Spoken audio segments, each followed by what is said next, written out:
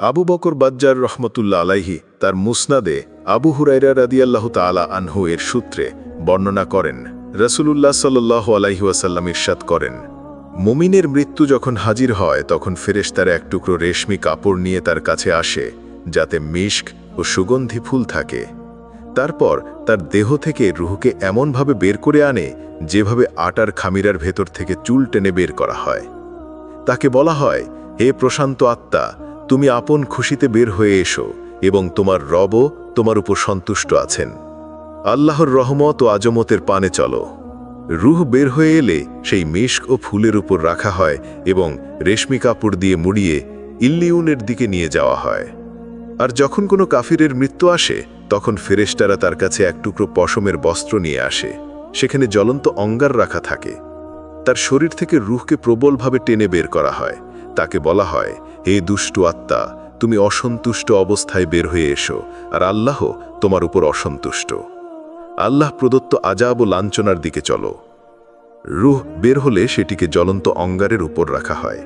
তারপর এর উপর পশমের কাপড়টি জড়িয়ে এটিকে সিজ্জিনের দিকে নিয়ে যাওয়া হয়।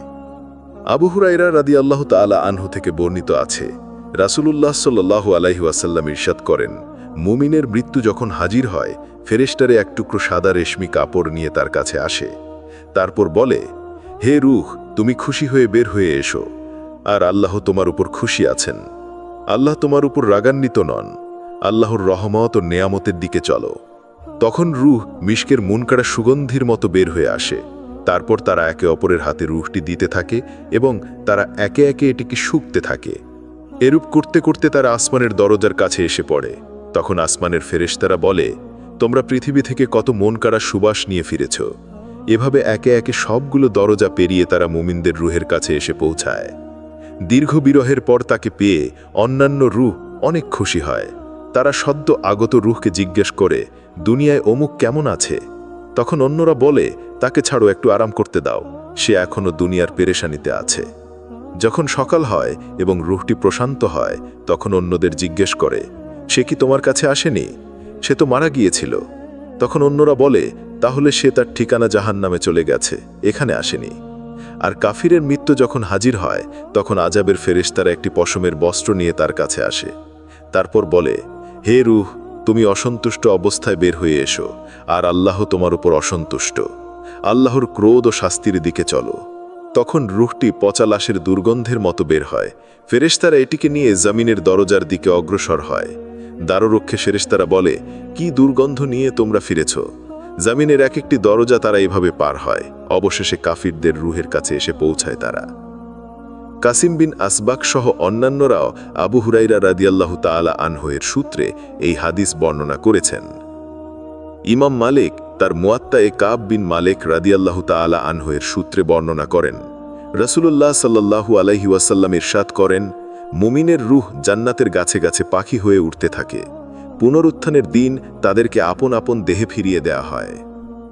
ইমাম মুসলিম আবু হুরায়রা রাদিয়াল্লাহু তাআলা আনহু এর সূত্রে বর্ণনা করেন, যায়েদ বিন সাবিত রাদিয়াল্লাহু তাআলা আনহু বলেন, একদিন রাসূলুল্লাহ সাল্লাল্লাহু আলাইহি ওয়াসাল্লাম বনী রাজ্জার গোত্রের একটি বাগানে একটি খচ্চরের উপর আরোহী ছিলেন।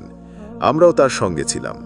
হঠাৎ খচ্চরটি গাফিয়ে উঠল এবং রাসূলুল্লাহ সাল্লাল্লাহু আলাইহি ওয়াসাল্লামকে মাটিতে ফেলে দেবার উপক্রম করল। দেখা গেল সামনে 4টি বা 5টি অথবা 6টি কবর রয়েছে। তখন রাসূলুল্লাহ সাল্লাল্লাহু আলাইহি ওয়াসাল্লাম বললেন, এই কবরবাসীদের কে চেনে? এক ব্যক্তি বললেন, আমি চিনি। রাসূলুল্লাহ সাল্লাল্লাহু আলাইহি ওয়াসাল্লাম জিজ্ঞেস করলেন, এরা কবে মারা গিয়েছে? তিনি উত্তর দিলেন, শিরকের যুগে। রাসূলুল্লাহ সাল্লাল্লাহু আলাইহি ওয়াসাল্লাম বললেন, এই কবরবাসীদের কবরে আযাব হচ্ছে। তোমরা ভয়ে মানুষকে দাফন করা ছেড়ে দিলে এই আশঙ্কা না থাকলে আমি আল্লাহর কাছে দোয়া করতাম, তিনি যেন তোমাদেরকে কবরের আযাব শোনান, যেটি আমি শুনতে পাচ্ছি। অতঃপর রাসূলুল্লাহ সাল্লাল্লাহু আলাইহি ওয়াসাল্লাম আমাদের দিকে ফিরে বললেন, তোমরা সকলে জাহান্নামের আযাব থেকে আল্লাহর কাছে আশ্রয় চাও। সবাই বললেন, আমরা জাহান্নামের আযাব থেকে আল্লাহর কাছে পানাহ চাই। রাসূলুল্লাহ সাল্লাল্লাহু আলাইহি ওয়াসাল্লাম আবার বললেন, তোমরা কবরের আযাব থেকে আল্লাহর কাছে পানাহ চাও। সবাই বললেন, আমরা কবরের আযাব থেকে আল্লাহর কাছে পানাহ চাই। রাসূলুল্লাহ সাল্লাল্লাহু আলাইহি ওয়াসাল্লাম বললেন, তোমরা প্রকাশ্য এবং অপ্রকাশ্য সকল ফিতনা থেকে আল্লাহর কাছে আশ্রয় প্রার্থনা করো। সবাই বললেন, আমরা প্রকাশ্য এবং অপ্রকাশ্য সকল ফিতনা থেকে আল্লাহর কাছে আশ্রয় প্রার্থনা করছি। রাসূলুল্লাহ সাল্লাল্লাহু আলাইহি ওয়াসাল্লাম বললেন, তোমরা দাজ্জালের ফিতনা থেকে আল্লাহর কাছে আশ্রয় চাও। সকলে বললেন, আমরা দাজ্জালের ফিতনা থেকে আল্লাহর কাছে আশ্রয় চাই। আবু আইয়ুব আনসারী রাদিয়াল্লাহু তাআলা আনহু থেকে বর্ণিত, তিনি বলেন, একবার সূর্য ডুবে যাওয়ার পর নবীজি বের হলেন। তখন তিনি একটি আওয়াজ শুনতে পেয়ে বললেন, ইহুদিদের কবরে আযাব দেওয়া হচ্ছে। আয়েশা সিদ্দিকা রাদিয়াল্লাহু তাআলা আনহা বলেন, একবার রাসূলুল্লাহ সাল্লাল্লাহু আলাইহি ওয়াসাল্লাম বাইরে থেকে আমার কাছে এলেন। তখন আমার কাছে একজন ইহুদি মহিলা উপস্থিত ছিল। সে আমাকে বলছিল, তুমি কি জানো তোমাদেরকে কবরে আযাব দেওয়া হবে? আয়েশা রাদিয়াল্লাহু তাআলা আনহা বলেন, ইহুদি মহিলার কথা শুনে রাসূলুল্লাহ সাল্লাল্লাহু আলাইহি ওয়াসাল্লাম আতঙ্কিত হয়ে পড়লেন। তিনি বললেন, আযাব তো ইহুদিদের হবে। আয়েশা বলেন, আমরা এভাবে কয়েক রাত কাটালাম। পরে রাসূলুল্লাহ সাল্লাল্লাহু আলাইহি ওয়াসাল্লাম বললেন, তুমি কি জানো আমার কাছে এই মর্মে ওহী পাঠানো হয়েছে যে তোমাদের কবরে আযাব দেওয়া হবে? আয়েশা বলেন, আমি এরপরে রাসূলুল্লাহ সাল্লাল্লাহু আলাইহি ওয়াসাল্লামকে কবরের আযাব থেকে আশ্রয় প্রার্থনা করতে শুনেছি।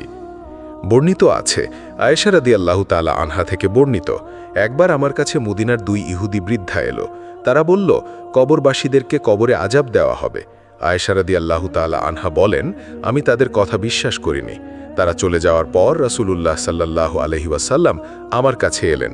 আমি তাকে বললাম, হে আল্লাহর রাসূল, আমার কাছে মদিনার 2 ইহুদি বৃদ্ধা এসেছিল। তারা বলছিল, কবরবাসীদেরকে কবরে আযাব দেওয়া হবে। রাসূলুল্লাহ সাল্লাল্লাহু আলাইহি ওয়াসাল্লাম বললেন, তারা সত্য বলেছে, তাদেরকে এমন আযাব দেওয়া হবে যার আওয়াজ চতুষ্পদ জন্তুরাও শুনতে পাবে। এরপর যতবারই তাকে সালাত আদায় করতে দেখেছি, তিনি কবরের আযাব থেকে আশ্রয় প্রার্থনা করে দোয়া করেছেন। ইমাম আবু দাউদ উসমান বিন আফফান রাদিয়াল্লাহু তাআলা আনহু এর সূত্রে বর্ণনা করেন, তিনি বলেন, রাসূলুল্লাহ সাল্লাল্লাহু আলাইহি ওয়াসাল্লাম যখন কোনো মাইয়েতের দাফন কার্য সমাপ্ত করতেন, তখন কবরের কাছে কিছুক্ষণ অপেক্ষা করতেন এবং বলতেন, তোমাদের ভাইদের জন্য দোয়া করো, আল্লাহর কাছ থেকে তাদের জন্য স্থিরতা কামনা করো, কেননা এখন তারা প্রশ্নের সম্মুখীন হবে।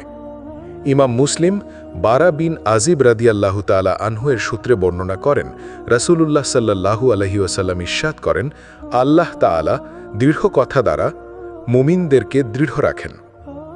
এই আয়াতটি নাজিল হয়েছে কবরের আযাবের ব্যাপারে। মাইয়েতকে জিজ্ঞেস করা হবে, তোমার রব কে? সে বলবে, আমার রব আল্লাহ, আমার নবী মুহাম্মদ সাল্লাল্লাহু আলাইহি ওয়াসাল্লাম। আয়াতে এ কথাই বলা হয়েছে। আসমা বিনতে আবু বকর রাদিয়াল্লাহু তাআলা আনহা থেকে বর্ণিত আছে, রাসূলুল্লাহ সাল্লাল্লাহু আলাইহি ওয়াসাল্লাম ইরশাদ করেন, আমার কাছে এই মর্মে ওহী পাঠানো হয়েছে যে তোমরা শীঘ্রই কবরে আযাবের সম্মুখীন হবে। কবরে মায়াতকে জিজ্ঞেস করা হবে, এই লোকটি সম্পর্কে তুমি কি জানো? মুমিন হলে বলবে, ইনি মুহাম্মদ সাল্লাল্লাহু আলাইহি ওয়াসাল্লাম, আল্লাহর রাসূল, আমাদের কাছে হিদায়াত ও সুস্পষ্ট প্রমাণ নিয়ে এসেছিলেন। আমরা তা গ্রহণ করেছি এবং তার আনুগত্য করেছি। লোকটি 3 বার এরূপ বলবে। তাকে বলা হবে, তুমি ঘুমাও, আমরা জানতাম তুমি তার উপর ঈমান এনেছিলে, তুমি আরামে ঘুমাও। আর মুনাফিক হলে বলবে, আমি চিনি না তাকে, লোকজনের মুখে শুনে আমি কিছু বলেছিলাম। বিশেষ দ্রষ্টব্য, আমার বলার মধ্যে যদি কোনো ভুল হয়ে যায়, অবশ্যই ক্ষমার দৃষ্টিতে দেখবেন এবং ভুলটি অবশ্যই বর্জন করবেন, এটা আমার অনুরোধ। এই ভিডিওর দ্বিতীয় অংশ খুব তাড়াতাড়ি আপলোড করা হবে। এই রকম গুরুত্বপূর্ণ ভিডিও পেতে আমাদের চ্যানেলকে সাবস্ক্রাইব করে আমাদের সঙ্গে জুড়ে থাকুন। ধন্যবাদ। আবার দেখা হচ্ছে পরবর্তী গুরুত্বপূর্ণ ভিডিওতে, ইনশাআল্লাহ।